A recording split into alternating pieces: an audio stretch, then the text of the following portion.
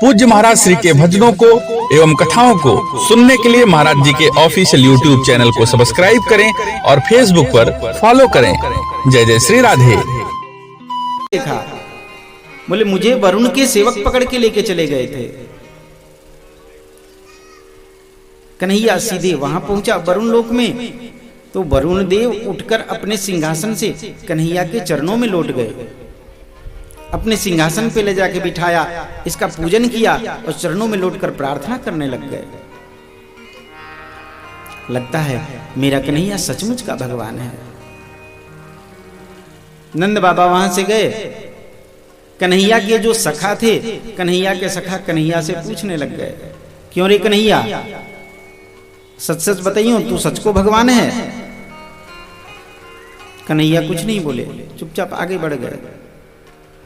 श्रीदामा ने कन्हैया को पकड़ा और पकड़कर पूछने लग गया, कन्हैया देख, जमुना किनारे ब्राह्मण ते झूठ बोलेगो तो ये पाप लगेगी।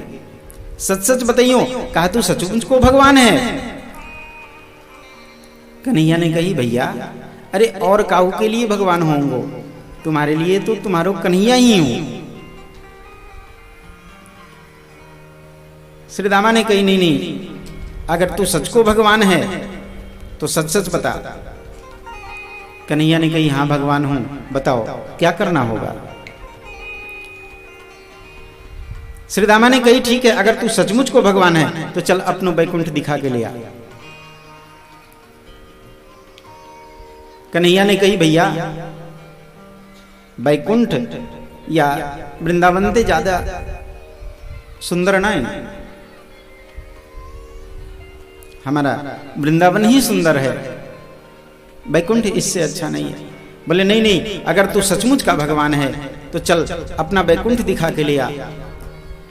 कन्हैया ने कही, अगर ठीक है, अगर नहीं मानते तुम लोग तो चलो तुम्हें अपना बैकुंठ दिखा के लाता हूं। सब ग्वाल वालों को कहा, अपने अपने एक साथ हाथ पकड़ो। सबने एक दूसरे का हाथ पकड़ा। बोले सबके सब आंख बंद करो। सबने आंख बंद की, आंख खुली तो सबके सब बैकुंठ के दरवाजे पे खड़े थे। श्रीदामा ने इधर उधर देखना शुरू किया, अरे कहीं कन्हैया जल्दी जल्दी में छूट तो नहीं गया, हम सब तो बैकुंठ आ गए हैं, कन्हैया छूटा तो नहीं?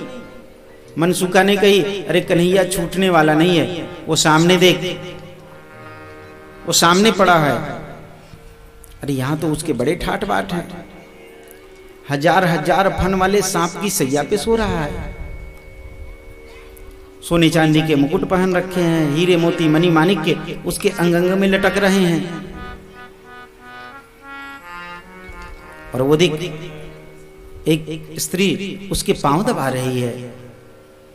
यहां तो उसके बड़े ठाट बाट हैं। श्रीदामा ने कही, अरे कैसे भी ठाट बाट होवे, कैसी भी बात होवे, है तो हमारा मित्र कन्हैया ही, चल कन्हैया से मिल के आते हैं। जय जय श्री राधे। बोले चलो, सबके सब ग्वाल बाल आगे बढ़े। जैसे ही बैकुंठ के अंदर प्रवेश करने लग गए, द्वारपालों ने रास्ता रोक लिया। ए कहां जाते हो? श्रीदामा ने कही, अरे हम अपने कन्हैया से मिलवे जा रहे हैं। द्वारपालों ने कही, यहां इस नाम से नहीं पुकारे जाते। बोले फिर किस नाम से?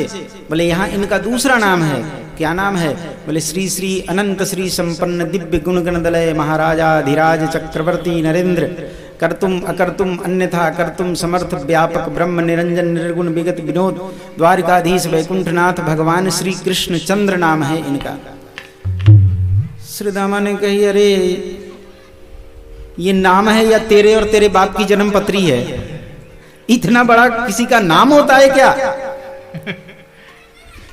द्वारपालों ने कही, अरे हम इनका पूरा नाम लेने लग जाएं तो हमारी जिंदगी बीत जाए, फिर भी इनका पूरा नाम नहीं ले सकते, ये तो हमने छोटा सा नाम बताया है। ग्वाल बाल घबरा गए, क्या करें अब? ग्वाल बालों ने आंखें बंद की, आंख खुली तो सबके सब जमुना किनारे थे। कन्हैया मुस्कुराते हुए खड़े थे सभी ग्वाल बालों के सामने। कन्हैया ने पूछी श्रीदामा से, क्यों भैया देखे आए बैकुंठ? श्रीदामा कुछ नहीं बोला, चुपचाप आगे बढ़ गया। कन्हैया ने श्री दामा के कंधे पे हाथ रखा और अपनी तरफ खींच कर पूछा, क्यों भैया, बैकुंठ अच्छा नहीं लगा क्या? श्री दामा कन्हैया के हृदय से चिपट कर रोने लग गया। भैया, बैकुंठ से सुंदर तो हमारा ये वृंदावन ही है। इस वृंदावन में हम तुम्हारे साथ खेल तो लेते हैं, हम तुम्हारे साथ जो मन होता है, जैसे मन होता है वैसे खेलते हैं। कभी तुम्हें चोर बनाते हैं, हम सिपाही बनते हैं। कभी हम चोर बनते हैं, तुम सिपाही बनते हो। कभी तुम्हें घोड़ा बना लेते हैं, कन्हैया को घोड़ा बना लेते हैं, ग्वाल बाल उसकी पीठ पे सवारी करते हैं। चल कन्हैया टिक टिक टिक, अरे आजा मेरा घोड़ा बन जा, तब तो हो जाए निक निक निक। चल कन्हैया टिक टिक टिक। हम सब इस ब्रज में ही ठीक हैं, हमारा वृंदावन ही ठीक है।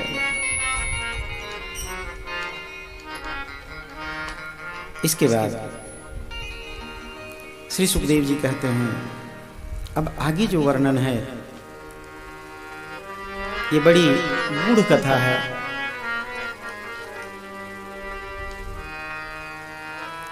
श्रीमद्भागवत जी का प्राण कहा गया है इसे।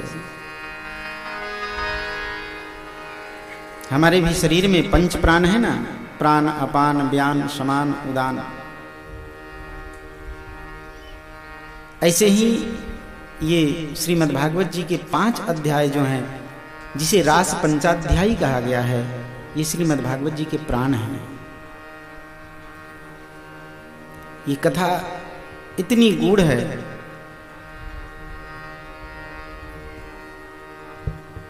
किसी गूढ़ श्रोता के सामने ही इसका वर्णन हो सकता है। गंभीर कथा के लिए गंभीर माहौल का होना जरूरी होता है। जय जय श्री राम।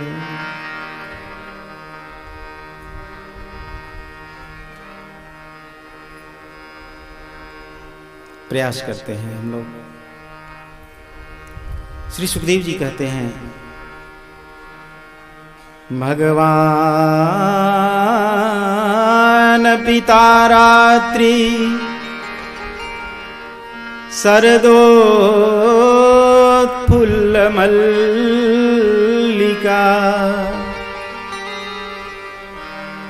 वीक्षरन्तु मनश्चक्रे योगमाया मुपाश्रिता।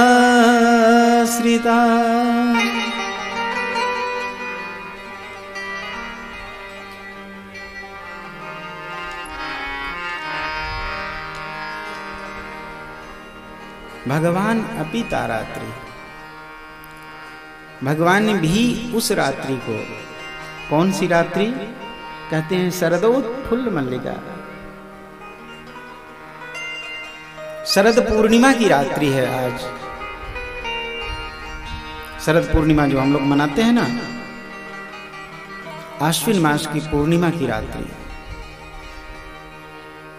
आज इस शरद पूर्णिमा की रात्रि भगवान ने अपने मन में विचार किया है कि आज जो जीव मेरी शरण में आ गया है और मेरी शरण में आने के बाद भी मेरे स्वरूप को पहचान नहीं पाया है, आज इन सब का उद्धार कर देना है मुझे। और इनके उद्धार के लिए भगवान ने महारास करने की अपने मन में ठानी है। महारास का अर्थ क्या होता है? रास शब्द का अर्थ क्या होता है? क्या नाचने गाने को रास कहते हैं? बहुत सारे लोग, बहुत सारे पुरुष, बहुत सारी स्त्रियां एक जगह एकत्रित हो जाएं और नाच गान करने लगे, क्या इसको रास कहते हैं? नहीं। रास शब्द का अर्थ होता है सुंदर लगना, भा जाना। मुझे रास आ गया है, तेरे दर पे सर झुकाना, मुझे रास आ गया है। मुझे रास आ गया है अर्थात मुझे भा गया है, मुझे अच्छा लगने लगा है। क्या? आपके दर पे सर झुकाना। रास शब्द का अर्थ होता है अच्छा लगना। जिसके जीवन में रास से राधा रानी, स से श्याम सुंदर, अथवा तो रास से राम जी, स से सिया जी, ये जिसके जीवन में अच्छे लगने लग जाएं, उसी के जीवन में रास आता है। अथवा तो रास शब्द का एक और अर्थ होता है, जब खेतों में अनाज तैयार होता है, तो अनाज का भंडार उसको खड़ा करते हैं, उसको क्या बोलते हैं? उसको भी रास बोलते हैं। उसके ऊपर गोबर का एक वो बना करके रखते हैं ना, महादेव बोलते हैं। हाँ, उसको भी रास कहा जाता है। जब सब जीव मिलकर एक जगह एकत्रित हो जाएं, कहाँ एकत्रित हो जाएं? वो ऊपर जो कोई महादेव कहता है, कोई भगवान मानता है, जो भी है, तो सब जीव मिलकर जब एक जगह प्रभु के चरणों में एकत्रित हो जाएं, उसी को रास कहते हैं। आज भगवान ने अपने मन में यही ठान लिया है। जो जीव इधर उधर भटक रहे हैं, यत्र तत्र भटक रहे हैं, आज सबको अपने चरणों में लीन कर लेना है। भगवान ने अपने मन में यह ठान कर आज बड़ी गंभीर मुद्रा धारण की है और बैठकर जमुना किनारे बंसी का वादन करने लगे हैं। क्लिंग बीज से समन्वित बंसी का वादन कन्हैया ने किया है और कन्हैया की बंसी जैसे ही बजनी शुरू हुई है, गोपियां अपने सारे कार्य भूल गई हैं। जैसे ही बंसी की धुन गोपियों के कान में पड़ी है,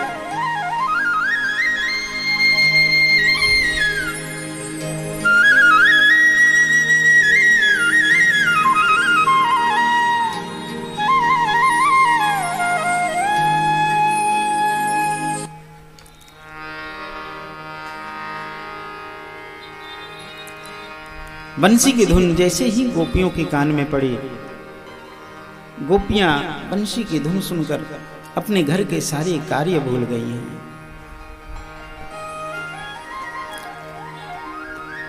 गोपियां जैसी थी, जिस अवस्था में थी, उसी अवस्था में दौड़ पड़ी हैं। बंसी धुन सुन गोप कुमारी, बंसी की धुन कान में पड़ी है,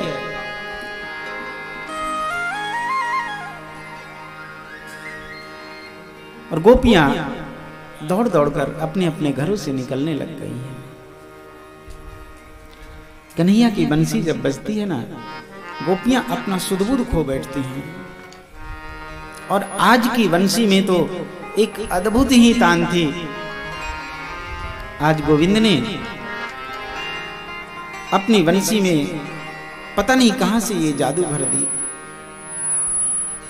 कन्हैया की बंसी जब बजती है ना, गोपियां कन्हैया से जाकर प्रार्थना करती हैं।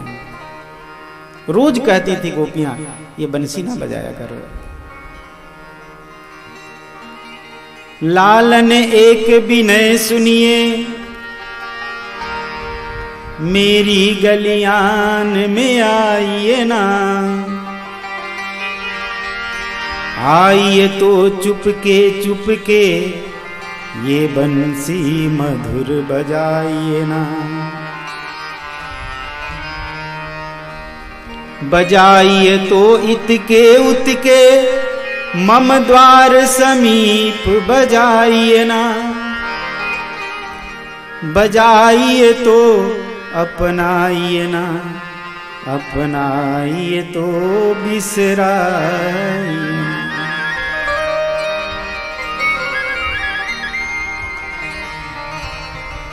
गोविंद, ये बंसी ना बजाया करो। कन्हैया की बंसी बजती है ना, अरे सजीव की तो छोड़ो, जो निर्जीव है वो भी अपना धर्म भूल जाता है।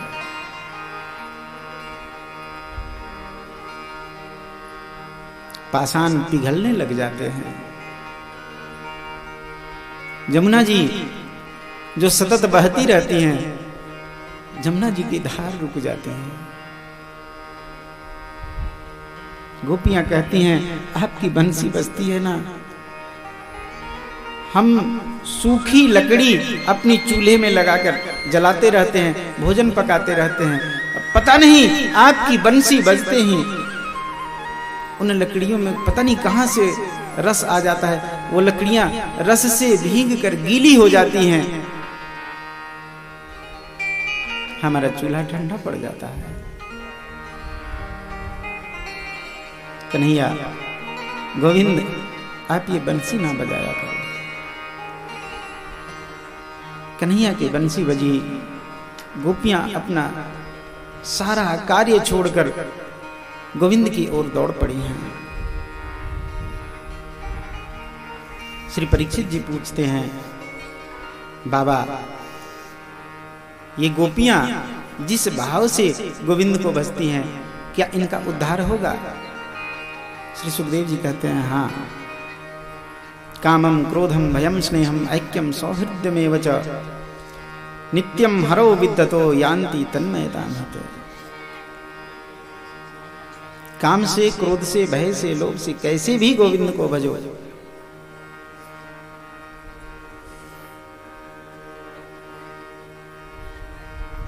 गोविंद तो अपने भक्तों के ऊपर कृपा करते हैं।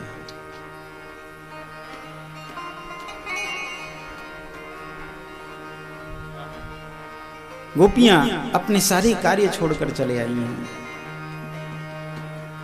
जो जैसी थी उसी अवस्था में चली आई हैं। कन्हैया ने गोपियों को देखा है और गोपियों को देखकर बड़ी सुंदर बात कही है। स्वागतम वो महाभागा प्रियः किं करवाणि वः ब्रजस्यानामयं कच्चिद् ब्रूतागमनकारणम्।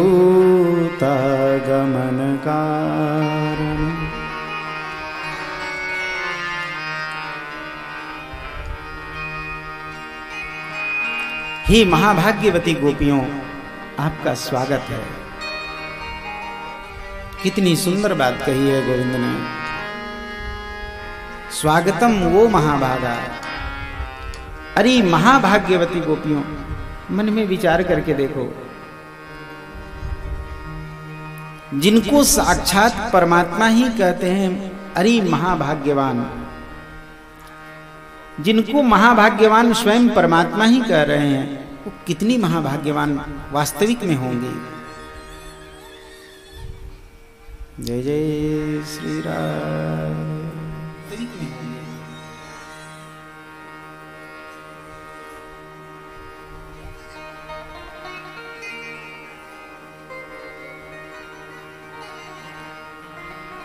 सबका स्वागत किया है कन्हैया ने। स्वागतम वो महाभागा।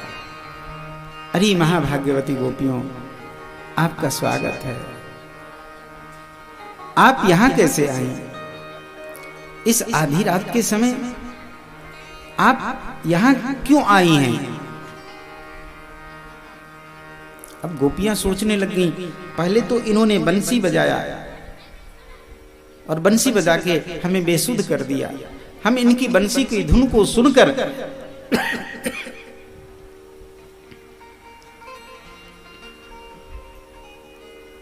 बिना कुछ मन में विचार किए यहां चली आई,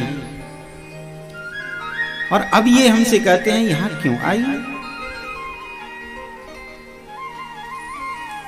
कन्हैया ने सभी गोपियों को देखा और कहने लगे, इस आधी रात के समय आप लोग मेरे पास आई हैं, क्या आपको लोकापवाद का भय नहीं हुआ?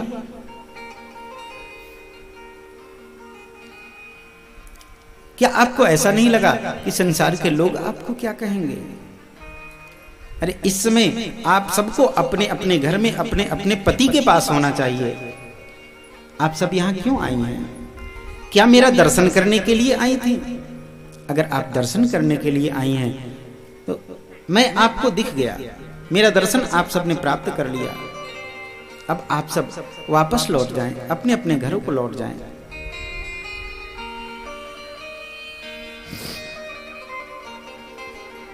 गोपियां मन में विचार करने लग गई, ये कौन सी लीला कर रहे हैं, ये अब क्या कह रहे हैं? हमने तो सब कुछ छोड़ दिया, सब कुछ भूलकर हम इनकी चरण में आए हैं, इनकी शरण में आए हैं, और अब ये कह रहे हैं कि अब यहां से वापस चले जाओ। सब द्वारन को छोड़ के आयो तेरे द्वार। जब सब कुछ छोड़कर हम आपके पास आ गए, अब हमें कहां जाने के लिए कह रहे हैं? प्रभु, हम तो सब कुछ छोड़कर, सारे लोक लाज सब कुछ छोड़ दिया हमने, और सब कुछ छोड़कर हम आपके पास आ गए हैं। अब भला हमें कहां जाने के लिए कहते हैं? हम तो अब आपके पास आ गए, आप हमें रखो अथवा मार डालो, ये आपकी मर्जी है। जिंदा रखे तो हमको या धड़ से सर उतारे, बंदा फकीर आसिफ कहता है यूं पुकारे। अरे राजी हैं हम उसी में जिसमें तेरी रजा है, यहां तो यूं भी वाह वाह है और यूं भी वाह वाह है।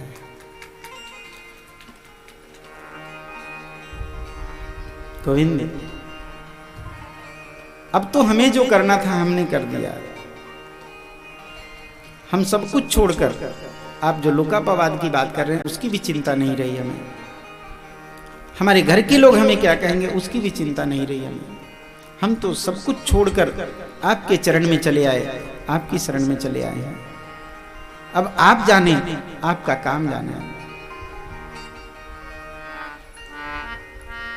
आप कैसे रखेंगे, आप कहां रखेंगे, अब ये आपकी मर्जी है। गोपियां आई तो गोपियां आड़ा टेढ़ा श्रृंगार करके आई थी।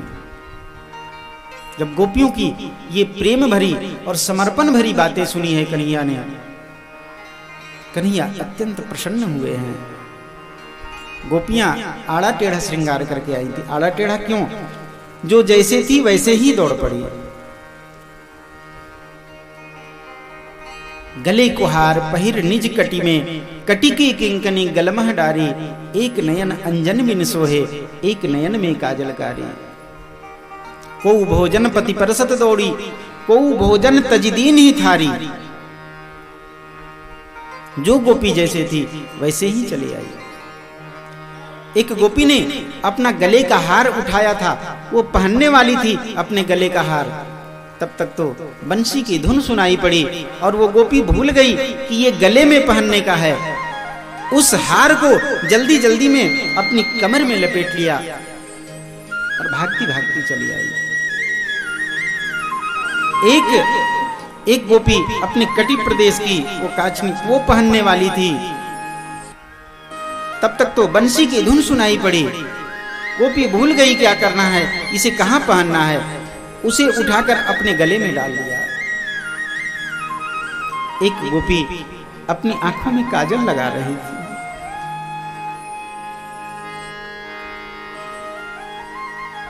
बंसी की धुन सुनाई पड़ी। बंसी की धुन सुनते ही वो गोपी भूल गई कि क्या कर रही थी। एक आंख में काजल लगाया था, दूसरी आंख में लगाने वाली थी। बस जैसे ही बंसी की धुन सुनाई पड़ी, गोपी दौड़ पड़ी है, एक ही आंख में काजल लगाए हुए। इन गोपियों का ये ऐसा आड़ा टेढ़ा श्रृंगार कन्हैया ने देखा है। कन्हैया ने मन में सोचा, ये इतना भी नहीं सोच पाई कि ये श्रृंगार करके जा रही हैं या बिना श्रृंगार किए जा रही हैं। हम जैसे भी हैं ऐसे ही प्रभु के चरणों में चले जाएं। प्रभु हमें अपना लेंगे। गोपियां जैसी थी वैसी चली आई, श्रृंगार ठीक करने का समय नहीं दिया। गोपियां भगवान के चरणों में आ गई हैं, गोविंद के चरणों में आ गई हैं। गोविंद ने गोपियों को देखा और गोपियों का आड़ा टेढ़ा श्रृंगार ठीक करने लग गए। सबको बताने लग गए, अरे ये गले में पहनने की चीज है, ये कटी प्रदेश में पहनने की चीज है, अरे तुम्हारी एक आंख में काजल है, आओ मैं तुम्हारी एक आंख में काजल लगा देता हूं।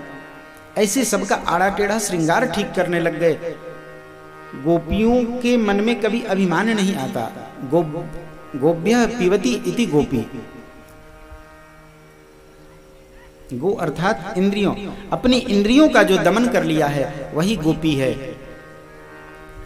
कन्हैया जब ये आड़ा टेढ़ा श्रृंगार करने लग गए ना, गोपियों के मन में ये भाव आया, लोग कहते हैं ये भगवान हैं, लेकिन ये कैसे भगवान हैं? ये तो हमारा श्रृंगार करने लग गए, और ये श्रृंगार कर रहे हैं तो ये भगवान नहीं। इतनी सी बात बस केवल गोपियों के मन में आई, थोड़ा सा अभिमान का एक लेस मात्र आया, और कन्हैया वहां से अंतर्हिते भगवती सहसे व्रजांगना, भगवान वहां से अंतर ध्यान हो गए। अंतर्हिते, जब कन्हैया अंतर ध्यान हो गए तब अब गोपियों को ध्यान आया, अरे ये क्या हुआ, लगता है हमसे कोई चूक हो गई। जब तक कोई वस्तु हमारे पास होती है ना, हम उसका मूल्य, हम उसका महत्व समझ नहीं पाते हैं। जब वो हमसे दूर चली जाती है, जब वो नहीं होती है, तब हमें उसका महत्व समझ में आता है। जब तक गोविंद गोपियों के सम्मुख थे तब तक गोपियां समझ नहीं पाई, और जब भगवान अंतर ध्यान हो गए अब गोपियां कन्हैया के लिए विह्वल हो गईं।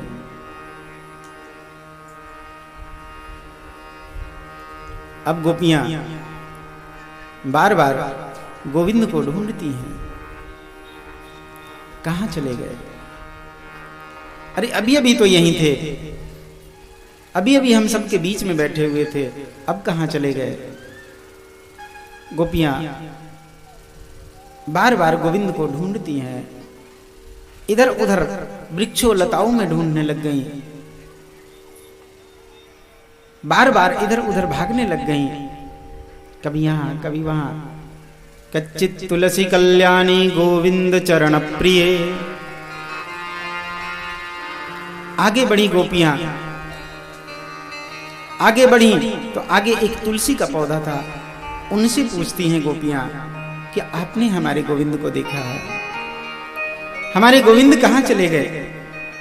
क्या आपने देखा? आप बताइए ना, हमारे गोविंद कहां हैं?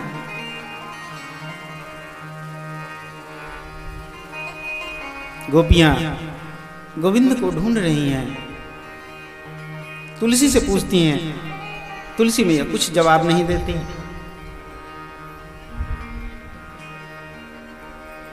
गोपियां वहां से तुलसी जी को भी कुछ उल्टा सीधा सुनाकर और वहां से आगे बढ़ गई हैं। अरे ये हमें भला गोविंद का पता कहां से बताएंगे? ये तो खुद गोविंद के मस्तक पे चढ़े रहना चाहती हैं, ये हमें पता नहीं बताने वाली। वहां से आगे बढ़ती हैं गोपियां, कुछ आगे बढ़ी हैं तो गोविंद के चरण चिन्ह दिखाई पड़े हैं। पदानि व्यक्तमेतानि नंदसूनेर महात्मनः लक्ष्यन्ते हि ध्वजाम्भोज वज्रांकुशजवादिभिः।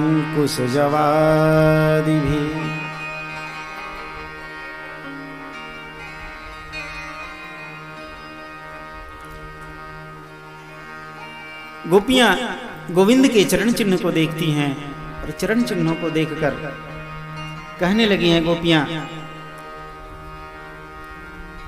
इन चरण चिन्हों को देखकर लगता है गोविंद इसी रास्ते से गए हैं, क्योंकि ये चरण चिन्ह गोविंद के ही हैं। ध्वज के, अंकुश के, वज्र के, ये सब चिन्ह ये गोविंद के चरण में हैं। ये लगता है गोविंद इसी रास्ते से गए हैं। और उनके साथ गोविंद अकेले नहीं गए हैं, उनके साथ एक गोपी भी है। वो गोपी कौन है? अनयाराधितो नूनम भगवान हरिरेश्वर यन्नो विहाय गोविंद प्रीतो यामनयदरः। वह गोपी गोविंद के साथ है जिसको छोड़कर गोविंद कभी कहीं अकेले नहीं जाता।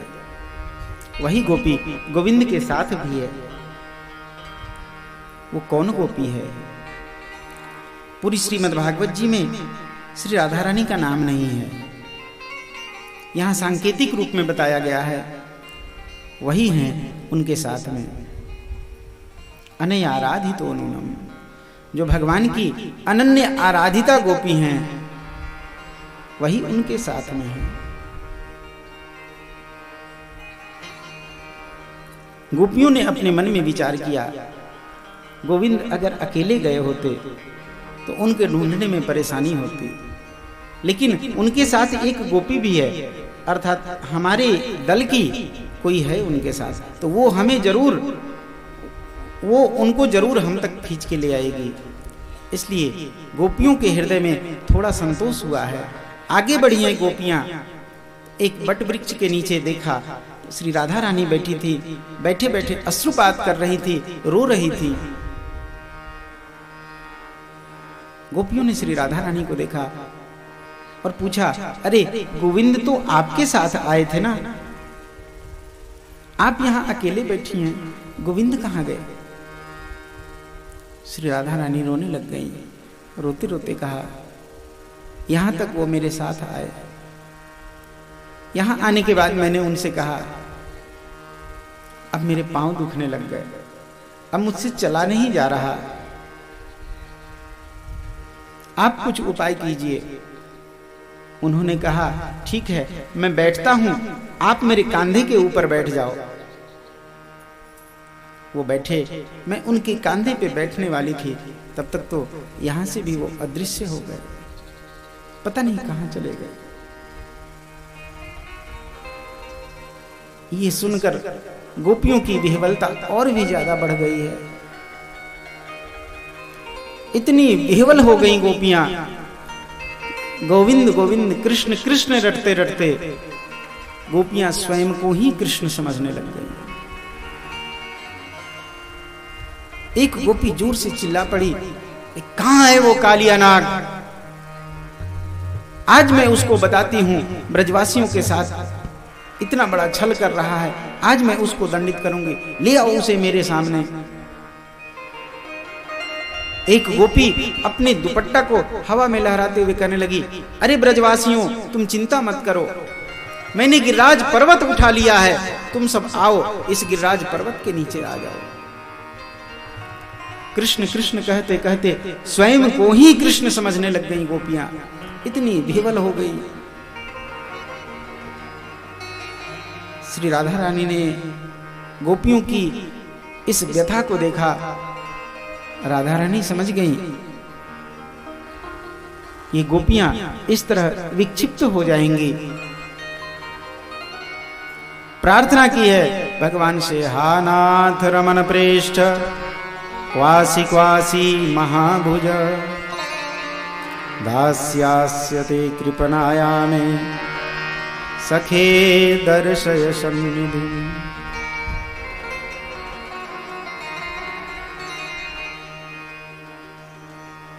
प्रार्थना करते हैं भगवान से,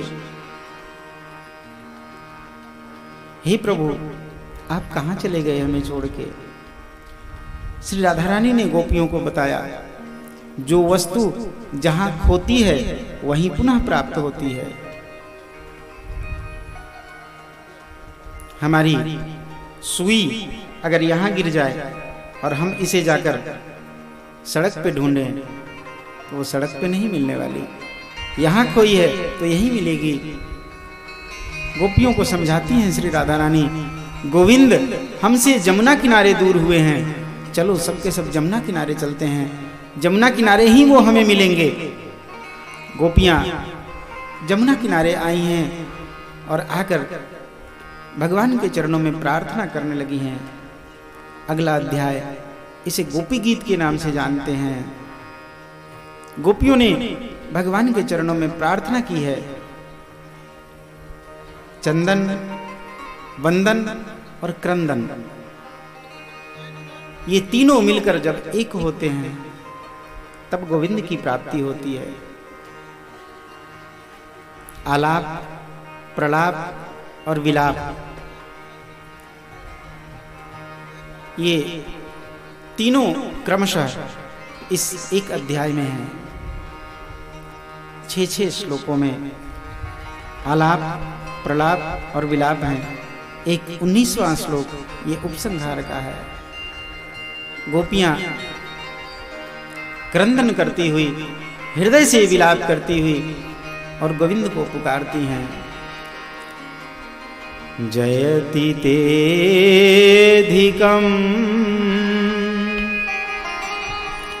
जन्मना व्रज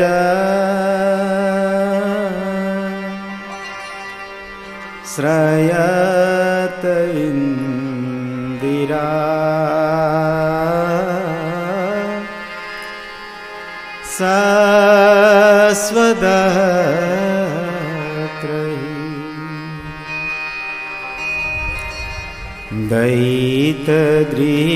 दैतगृह्यता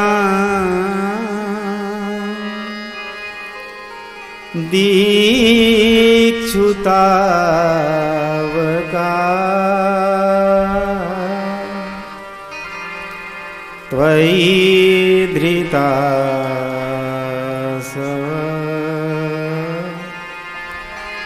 त्वां विचिन्वते।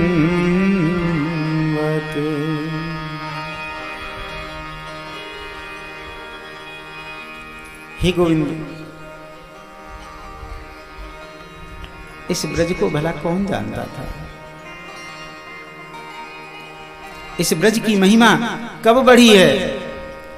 इस ब्रज की महिमा तो तब बढ़ी जब आप यहां जन्म लेके आए। आपके जन्म के बाद इस ब्रज की महिमा बढ़ी है। सब लोग इस ब्रज को आज सिरमौर मानते हैं। वो क्यों? क्योंकि आप इस ब्रज में निवास करते हैं। गोविंद, आपने इस ब्रज की महिमा बढ़ाई। आपके कारण हमारा मान सम्मान बढ़ा। हम सब ब्रजवासी केवल आपके कारण ही इतना मान सम्मान पाए। आज अगर आप हमें छोड़कर चले जाएंगे तो हमारा क्या मूल्य रहेगा?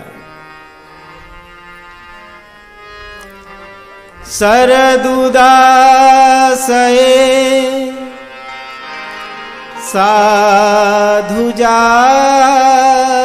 साधुजात सत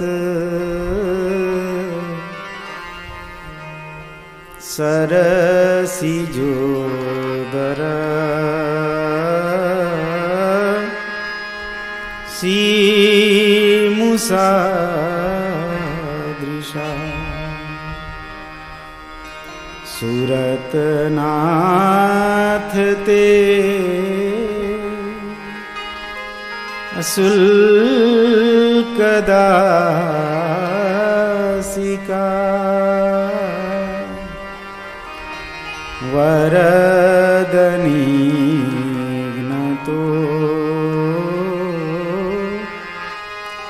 नेह किं वधा।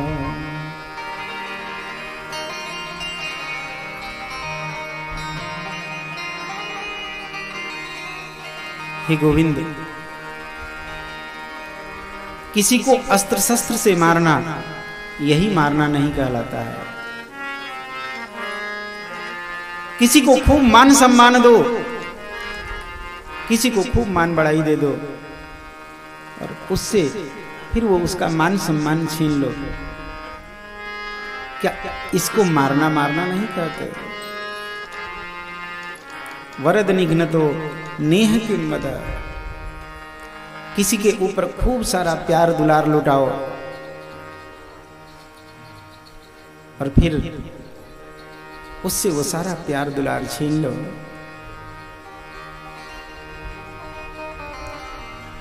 गोविंद, क्या इसको मारना नहीं कहते? गोविंद हमें छोड़ के कहां चले गए?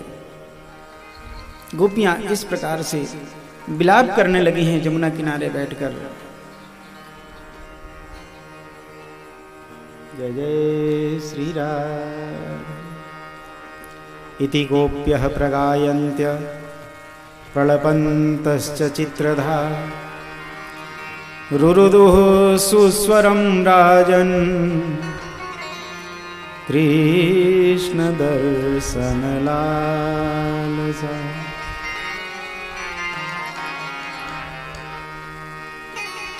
गोपियां इस प्रकार से जमुना किनारे बैठकर रुरुदुः सुस्वरम राजन, गोपियां रोने लग गई हैं। लेकिन रो क्यों रही हैं? क्या गोपियां किसी और चीज की प्राप्ति के लिए रो रही हैं? क्या कुछ और प्राप्त करने के लिए रो रही हैं? बोले नहीं नहीं, गोपियां रो रही हैं तो केवल कृष्ण दर्शन लालसा।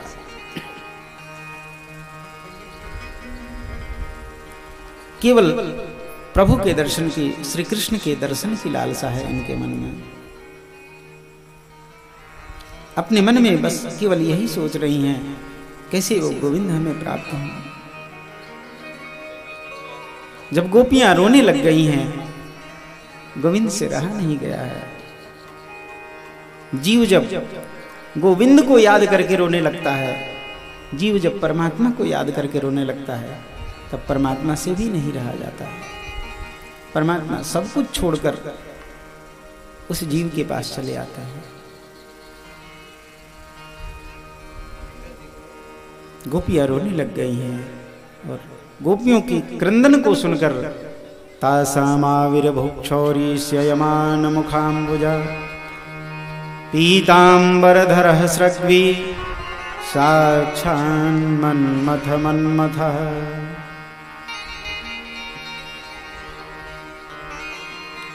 गोपियां जब रोने लगी हैं तो गोविंद तासामाविर्भुक्षौरी उन गोपियों के मध्य में प्रकट होते हैं। गोपियों ने कन्हैया को देखा है, देखकर निहाल हो गई हैं। साक्षात मनमथ मनमथ, कोटि कोटि काम को लज्जित करने वाले स्वरूप में आज गोविंद जब गोपियों के बीच प्रकट भये हैं, गोपियां देखकर निहाल हो गई हैं। लेकिन गोपियों के हृदय में ये बात इतनी देर से जो उमड़ रही थी, गोपियों ने पहले गोविंद से पूछना शुरू किया है। गोविंद, इस संसार में 3 तरह के लोग होते हैं। भजतोपि न वै केचित् भजन्त भजतः कुतः। 3 तरह के लोग होते हैं। एक वे जो प्रेम करने वालों से प्रेम करते हैं, दूसरे वे, जय जय श्री राम, पहले वे जो प्रेम करने वालों से प्रेम करते हैं, दूसरे वे जो किसी से प्रेम नहीं करते, और तीसरे वे जो सबसे प्रेम करते हैं। जो किसी से प्रेम नहीं करते उसके 4 विभाजन हैं। आत्माराम, आप्तकाम, अकृतज्ञ, गुरुद्रोह। जो किसी से प्रेम नहीं करते वे 4 लोग हैं। एक आत्माराम, दूसरे आप्तकाम, तीसरा अकृतज्ञ और चौथा गुरुद्रोही। इनमें से 2 वंदनीय हैं और 2 निंदनीय हैं, आत्माराम और आप्तकाम।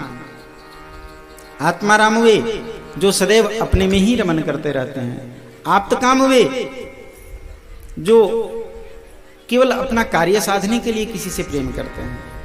ये 2 वंदनीय हैं। 2 निंदनीय हैं, अकृतज्ञ जो किए गए का उपकार नहीं मानता है, और गुरुद्रोह जो उपकार करने वाले का भी अपकार ही सोचता है।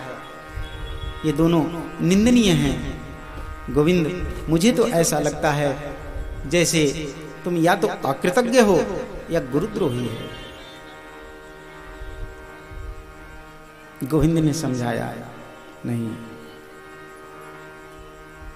पहले आपने जो 3 विभाजन किए, भजतो पीनवै कैचित भजंत भजता कथा, जो प्रेम करने वालों से प्रेम करे वो प्रेम नहीं है, वो तो व्यापार है।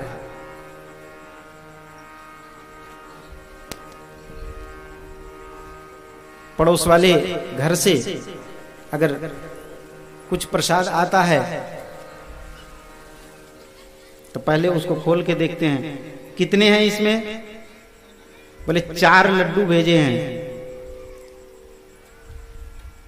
कहेंगे पहले लिख लो, एक डायरी में लिख लो, फला आदमी के यहां से 4 लड्डू आए। बोलेंगे अरे वो 1 लड्डू का तो कोना टूटा हुआ है। बोले तब 4 मत लिखना, लिखना 3.25 आए। तो जहां ये 4 और 3.25 का हिसाब हो रहा है, वह प्रेम है क्या?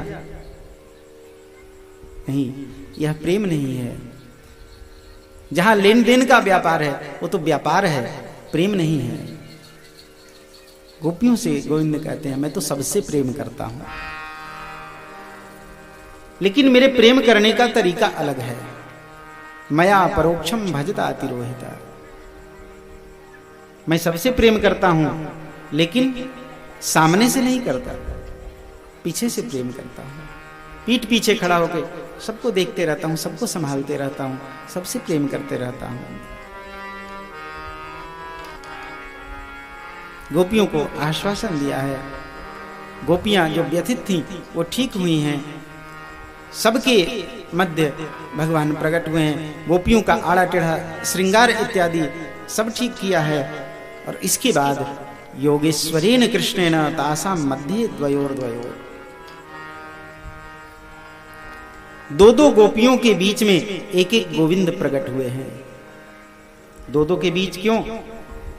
बोले ये 2 गोपी, इधर भी 2 गोपी, ये बीच में गोविंद। ये गोपी भी गोविंद का दर्शन करेगी, ये गोपी भी गोविंद का दर्शन करेगी। अगर एक के बीच में हो गए होते तो दोनों तरफ जब गोविंद दिखते तो गोपियां भ्रम में पड़ जाती, इनको सत्य माने कि इनको सत्य माने। इसलिए तासा मध्य द्वयोर द्वयोर, 2 गोपियों के बीच एक कृष्ण प्रकट हुए हैं। जब गोपियों के बीच सभी गोपियों ने अपने सन्निकट गोविंद को पाया है, गोपियां प्रेम में भरकर नाचने लग गई हैं। रे में रमेशो ब्रज सुंदरी भी यथार्भक स्व प्रतिबिंब विभ्रमा, सभी गोपियां प्रेम में भरकर गोविंद का दर्शन करके नाचने लगी। पूज्य महाराज श्री के भजनों को एवं कथाओं को सुनने के लिए महाराज जी के ऑफिशियल यूट्यूब चैनल को सब्सक्राइब करें और फेसबुक पर फॉलो करें। जय जय श्री राधे।